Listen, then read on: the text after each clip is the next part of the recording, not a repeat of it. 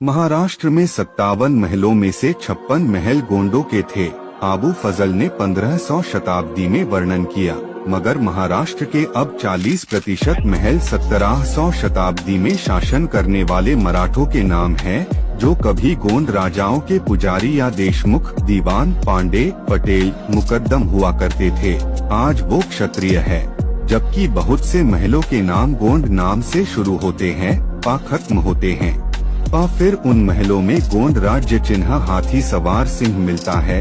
फिर देश आजाद हुआ तो इन्होंने मराठों का प्रचार प्रसार इतना किया कि महाराष्ट्र में 800 वर्ष तक शासन करने वाले और समाज व्यवस्था देने वाले गोंड राज्य को भुला दिया गया।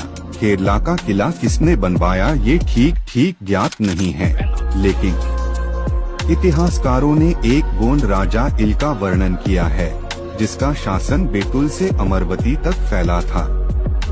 15वीं शताब्दी में यह गढ़ा मंडला के गोंड राजा संग्राम शाह के अधीन रहा, ऐसे अंग्रेज इतिहासकारों का मानना है।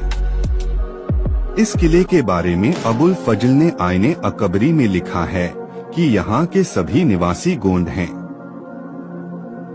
आईने अकबरी में देवगढ़ सरकार के वर्णन में अबुल फजल ने 57 महलों में से 56 महलों के जमींदार गोंड बताए हैं, और भी लिखा है कि खेरला मैदान में एक मजबूत किला है।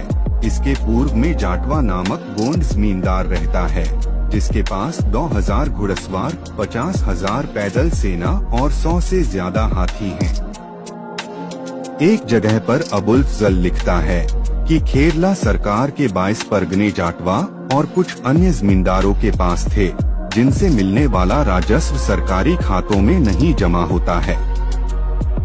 मतलब स्वतंत्र गोंड राज्य था। प्रसिद्ध इतिहासकार प्रो सुरेश मिश्रा के अनुसार जाटवा का शासन काल 1500 ईस्वी से 1620 ईस्वी तक रहा।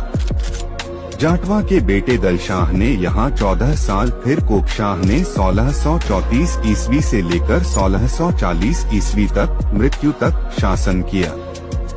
कोकशाह की मृत्यु के बाद उसका बेटा केशरी शाह 1640 ईस्वी में देवगढ़ की गद्दी पर बैठा और खेरला का नियंत्रण 1680 ईस्वी तक किया।